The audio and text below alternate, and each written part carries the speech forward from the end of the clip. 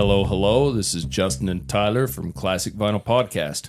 Yep, this is Classic Vinyl's Singles. How about that? I guess. Definitely a special episode, right? Other podcasts, they got their short episodes where they do like just a little bite or a snippet, and that's what we want to do here. Certainly with the Beatles being my favorite band of all time. And today they've obviously released a new single, probably the last one that will feature all four Beatles on it, unless it's something that's already been recorded. But we thought we'd record a quick, short episode and give everyone our thoughts on the new single Now and Then. Yeah, excellent single. And if there's going to be a debut of our, I don't know if we'll ever get Classic Vinyl Singles going, but if there's going to be a debut, it should be this one. Well, and we are Classic Vinyl, and so I want to preface this by saying I did order the single of Now and Then on vinyl. So it is a vinyl. Now, of course, we didn't listen to it on vinyl today because it's not out yet. It's not out yet. So made it kind of tough, but we certainly want to review it. Now, to give a little history about Now and Then, this is a song that was a John Lennon demo from 1977. Basically just recorded on a home tape recorder. And I have heard the demo version, which is basically John and his piano, and it is a little bit different than the finalized version by quite a ways. But it was definitely kind of far away sounding and muddy sounding. Anybody that knows their history of the Beatles, in 1995, when they released the anthology, they did some songs of John's, and they did release Free as a Bird and Real Love, and they were working on Now and Then. It just didn't work out. They couldn't get the track mixed away from the piano, and it just was too much background noise and things like that. The piano just wasn't as refined, and a home tape recorder, I mean, this is like a cassette tape. This isn't like a refined home studio. This is just real gritty John Lennon sitting there with a tape recorder on his piano playing the song. And I would suggest to anyone, if you haven't already, I'm sure you have if you're a Beatles fan, but go check out the Beatles YouTube channel and watch the little 12-minute mini documentary. It's quite telling about this song, and it's quite interesting. But we'll get into a little bit about it. And one thing that's kind of interesting is, from everything I've read, George Harrison hated this song at the time and thought it was junk, and threw a fit and said, "I hope everybody puts my shitty songs I never released together when I'm dead and gone too." But that's such a George Harrison. Yeah, attitude. He was kind of in a attitude type of way during the anthology sessions. He didn't look too good during the anthology sessions. He looked pretty rough. Yeah, of course, we're only going off bits of video and things like that. But and I'm a very superficial person. I'm just going off of what he looked like. But they did work on the song Now and Then at the time, and it just didn't make the cut for whatever reason. In the mini documentary, Paul says it didn't make the cut. They kind of ran out of steam, ran out of time, whatever, but it did not make it. And here we are, almost 30 years later. Yeah. I believe Paul and Ringo added the contributions and got this recorded last year. I don't know when it was finished up, but it's an interesting song. We just listened to it twice. I listened to it a bunch of times this morning. I'm sure you did. And your initial reaction was kind of funny, because your initial reaction was mine for the first hour this morning. Burst into tears. There is, I shouldn't say a lot, but there is some controversy surrounding this, is because a lot of people don't think you should use AI. And I would tend to agree, don't use AI to create a John Lennon voice or a John Lennon guitar part or a Paul bass part. But all they used AI for on this was to separate John Lennon's vocal. This is John Lennon's real vocal on this. Yeah, are you going to get into that technology? The technology was created by Peter Jackson when they were doing the Get Back documentary for Disney. Basically to go in there and separate tracks, and make all that footage he's got, separate out the talking and the guitars and things. And so it was an actual documentary that you can hear. They basically used that to separate John Lennon's vocal from the piano part on this. They taught a computer how to single out who's speaking in the room and what instruments are being played, to differentiate between, is John Lennon speaking, Paul McCartney, George Harrison, Ringo Starr, who's speaking, and what instruments are being played. Let's cut the drums over to this track. We'll cut the bass over to that track, the lead guitar to here, and the piano over there. It like such amazing technology.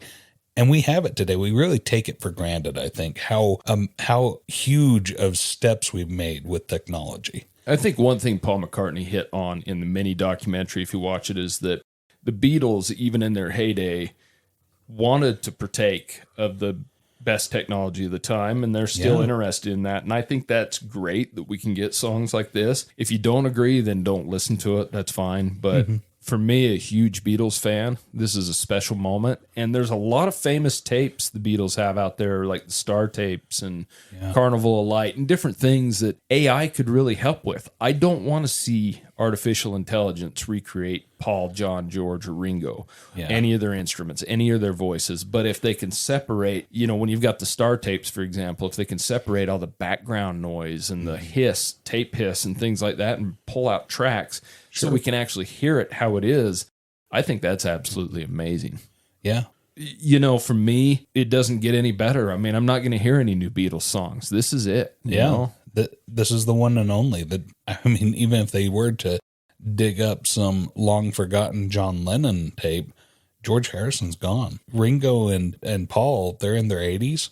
They don't have much time left themselves, I'm sure. Well, and that's what's so special about it. And, you do have all the Beatles on this, obviously, because it's John Lennon's song. You've pulled his vocal out. Paul plays guitar parts. He plays piano. He sings back up to John on this. You've got George's guitar parts that he recorded in 95 on this. Ringo's put the drums on it. So there's a lot of pieces of this, and they brought in symphony, too, which I really enjoy on this song. It fits it really well. Yeah. And I think this kind of epitomizes what the Beatles were all about working together, because I love John Lennon's music. I love Paul McCartney's music. I even like some of George's and Ringo's solo music. Sure. But together, to me, it's something special. And to see this now, 30 years after the last Beatles reunion, and, here, this is really significant. It's a major moment.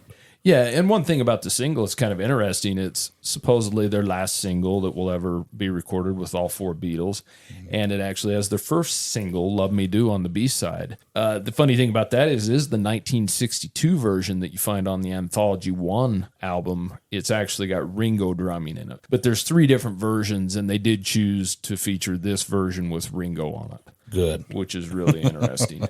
So let's get to talking about the song. What are your thoughts on this song? Boy, I think that my thoughts on this song is that this is just the pinnacle of Beatles artwork. This is the best John Lennon I've heard. This is and John Lennon writing that I've heard. This is Paul McCartney has been practicing at this for over 50 years now, or almost probably closer to 65. 65 years. Yeah. So you're getting like all of that knowledge and experience and practice from Paul into this. It's just so golden what Paul's done. And George Harrison with his electric guitar work, he may not have been a fan of this, but you get some really good George Harrison work in this too. And then what really stood out for me is Ringo Starr as a drummer. The drummers in most bands, he's the guy that keeps the beat, right?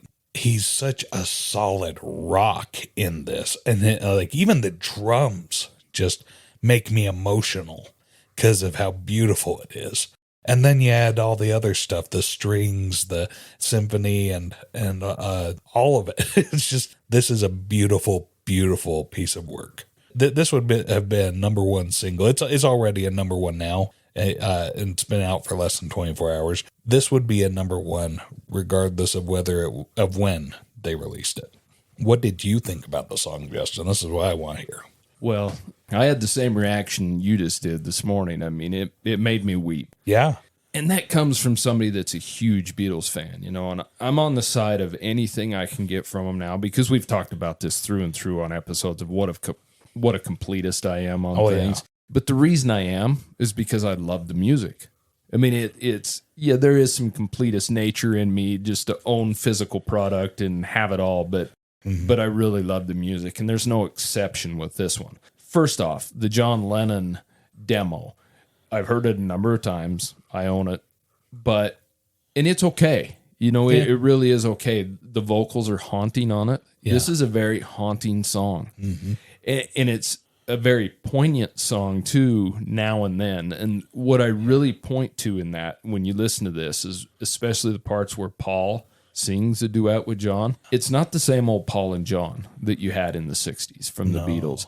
It doesn't mix as well, but I think that's the beauty of it. I mean, the song is called Now and Then, and you've got Paul now, and you've got John from then. You've got an 81-year-old Paul singing duet with a 37, I think, at the time, year-old John Lennon. And you can hear Paul's older, deeper, kind of shaky voice, which, and I'm not criticizing it at all. I mean, he sings like a 60-year-old man, and he's an 80-year-old man, 81 years old. But it's a voice that's rich with maturity and knowledge and wisdom. Yeah, and I love his voice. I love the way it is nowadays, and how it mixes with John's is, to me, it's sad, haunting. It's poignant, like I said. It just makes sense now and then and now, whatever you want to call it. And I just think it's an absolutely beautiful song. I love the song. I've listened to it me and you just listened to it twice. Yeah. I listened to it, I think, 12 times this morning. And I still want to track down Mark David Chapman and kick him in the nuts. Yeah, that isn't no shit. But it's a sad song, but it's a pretty song. Now, George's guitar is retained on this, but the solos, slide guitar, are by Paul in George's style, and he does say that in the mini documentary that it was kind of a homage to George, to put his guitar slide style on here, and I think it fits in perfect. There isn't anything I don't like about this song, and I'm not just saying that as a huge Beatles fan. I've listened to it, 14 times today, and it just hits me because of the meaning behind it, but it's a pretty song too. It is. And it's a sad song, and part of the sadness comes from because these guys are gone. Well, it lets you know that we really were robbed by a bullet back in 1980. Yeah, we were, and it's unfortunate. But as far as the AI controversy, I have no problem whatsoever them using AI in this method. Yeah. Because that means that much more music we can get. And if that's what we get out of it, then I'm happy. Yeah, this song, I have to say, Justin, you have seen my entire Beatles education because you've been my teacher. And knowing as little as I do, anybody that knows and loves the Beatles is going to be weeping like a baby listening to this because it's just so beautiful. It's so impactful, and it brings back, in fact, Paul McCartney said in the documentary, it brought all the memories back. Yeah. From when they were a young band coming out of Liverpool in Germany, and then, making it big. And then coming back to 30 years ago when they first tried to do the project and they got frustrated, and, George Harrison threw up his hands and said, give up, we're not doing it. I hate the song, stupid. But, boy, he really took it and he made something with it. Well, and what I really like about this song is, number one, none of these guys need money. This isn't for money. Yeah. This isn't a band from the 60s or 70s or 80s or whatever that are just trying to make a cash grab, because if there's anybody that doesn't need money, it's none of the Beatles. It's not Sir Apple Paul Corp. McCartney, it's not right? George Harrison's estate. It's not John Lennon's estate. Yeah. I think this was about putting something together for themselves. I really do. And for Beatle purists and Beatle fans. And, there's a couple forums I follow, and there is the other side of this story where people don't like them doing this. They don't think it's a Beatles recording. And I respect their opinion, I guess. Don't listen to it. Don't enjoy it, whatever you want to say. Yeah. When they did this in 95 with Free as a Bird and Real Love, for the age of me, these are the 3 singles that have been released in my lifetime. Yeah. And if we can have more, I want more. There's a lot of songs recorded during the Get Back sessions that weren't released with the box set. I'd love to hear those. I know there's, a lot of studio outtakes that probably weren't released, and I'll keep buying these sets over and over again. Yeah. So it may not be a cash grab, but it certainly works on me. And you're not the only customer. I'm shell out money for anything new Beatles. But you know what? Give Now and Then a listen. Give it a few listens. Tell us what you think. Yeah. And, make fun of me for crying like a baby, because I'm still choked up about this. Well, I got all mine out this morning. I should have had you listen to it this morning. So. Yeah. Oh, well, I was at work. But until next time, that's our little special episode on the Beatles' newest release, Now and Then. Yep. Send us an email at classicvinylpodcast@gmail.com. Let us know what you think. And let us know if you want to hear extra singles, little short episodes like this. But until next time, Justin and Tyler, we'll see you later. Thank you so much for listening to Classic Vinyl Podcast. And don't forget to subscribe on Spotify or Apple Podcast or wherever you listen to your podcasts. Follow us on Instagram at Classic Vinyl Podcast for updates, and also share us with your music-loving friends.